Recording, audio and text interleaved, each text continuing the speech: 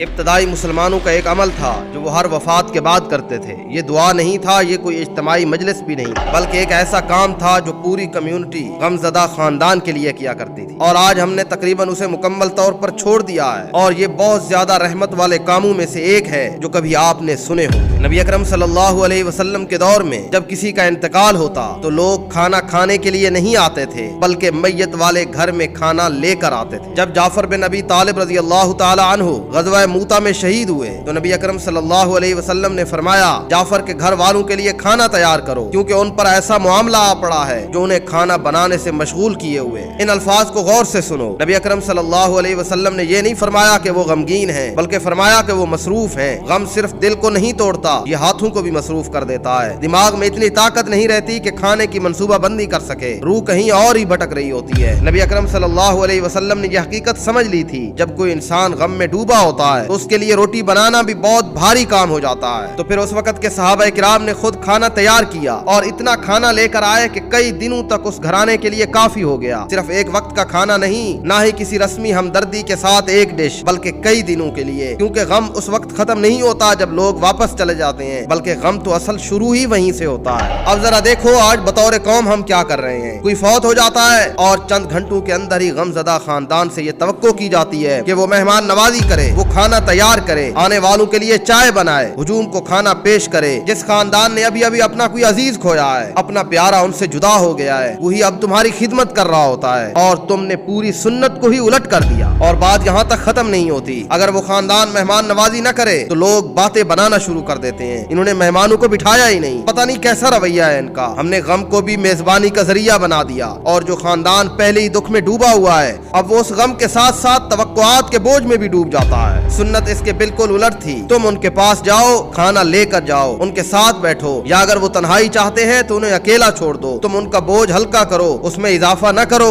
تو اگلی بار جب تمہارے معاشرے میں کسی عزیز کی وفات ہو جائے تو یہ مت پوچھنا کیا آپ کو کسی چیز کی ضرورت ہے، وہ تو کہیں گے کہ نہیں ہے، بس کھانا بناؤ اور ان کو دے کر آؤ۔ یہی سنت ہے، خاموشی سے خدمت کرنا، بغیر کسی تعریف یا بدلے کی توقع کے۔ سنت کو زندہ رکھو گے تو یہی تمہارے لیے دلیل ہوگی کہ تم اپنے نبی سے محبت کرتے